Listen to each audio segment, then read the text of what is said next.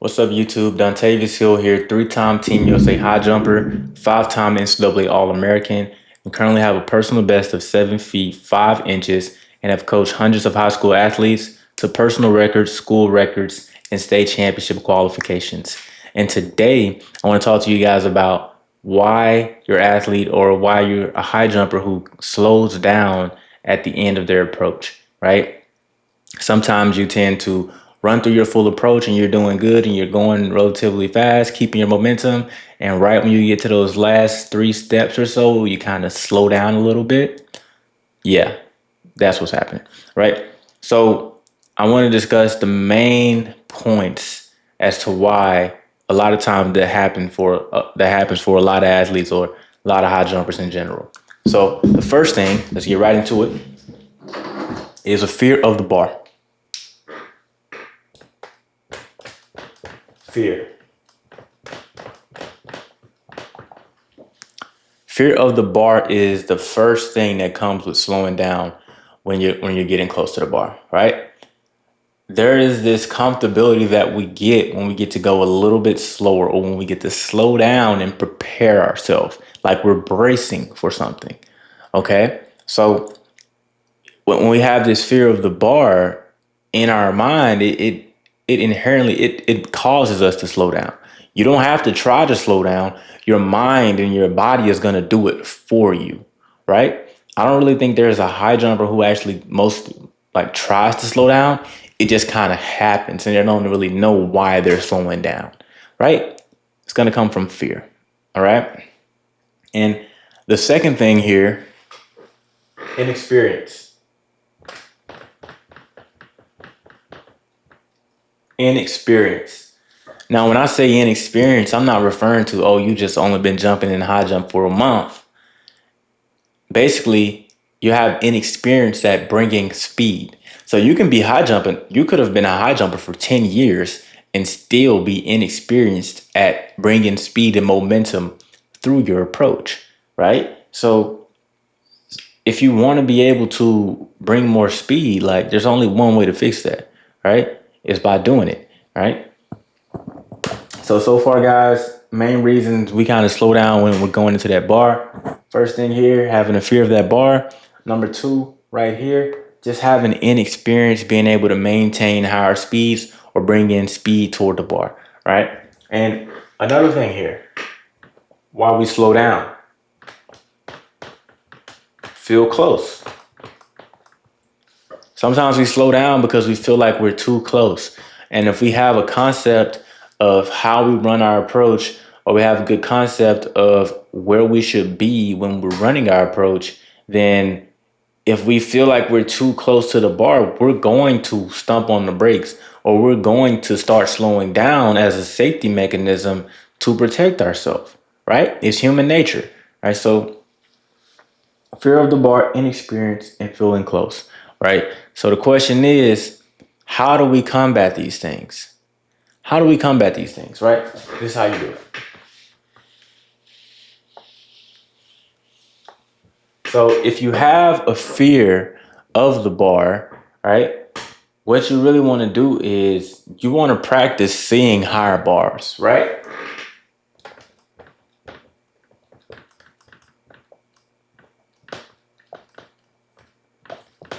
Practice seeing HB.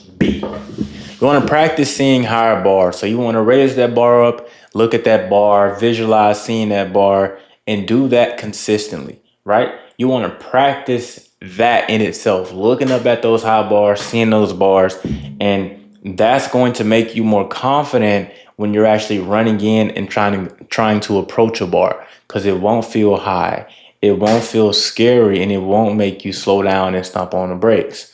Okay.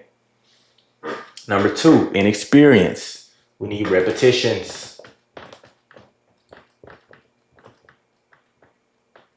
So we need repetitions approaching the bar and keeping our speed, right? And we may not be able to confidently practice that at first with a bar. So what we have to do is we want to have no bar up, no bar at all, practicing repetitions of bringing in our momentum, bringing in our speed the whole way, and taking full approach takeoffs off of the ground. with that momentum and speed, right? Just jumping onto the pit, no arching, no laying out, just jumping onto the pit and running onto the pit with that speed, right? And when you get comfortable, you can start trying it with a bungee, keeping the speed the whole way. Then when you get even more comfortable, you do it with a bar, right? It's a progression, okay? So to explain that again, if you're inexperienced with bringing more speed to the bar, you have to get repetitions. Start with no bar to start. Just do your full approach pop-ups, go and take off onto the pit. Do not lay out, do not arch. When you get better at that, use the bungee. When you get better at that, utilize the bar. Progress, okay? Number 3 here is being too close, right? So if we're feeling like we're too close from the bar, simple, back up. Back up, right? How much do we back up? A good rule of thumb is backing up half a shoe or backing up a full shoe, right? If that's not enough, go ahead and back up 2 shoes if you're that much closer. But usually for your high jump approach, it usually doesn't take too much more than 1 to 2 shoes to get in a good spot, because 1 to 2 shoes, that's like 1 to 2 feet, right? That's a lot of room when you're talking about taking off. That's a lot of room. So back up 1 to 2 shoes to put yourself in position to jump a better bar and not have to try and slow down and hit the brakes before you get there, right? So guys, as a quick recap, what we just went over, for our athletes and our high jumpers who tend to slow down, the number one thing that I wrote up here first was having that fear of the bar. And how do we combat that fear of the bar? We have to literally look at bigger bars, practicing higher heights consistently. That's going to help us be able to keep our speed and be more confident. Okay? Our second thing that we had up here earlier was having inexperience, bringing higher speeds to the bar, carrying momentum through the takeoff, right?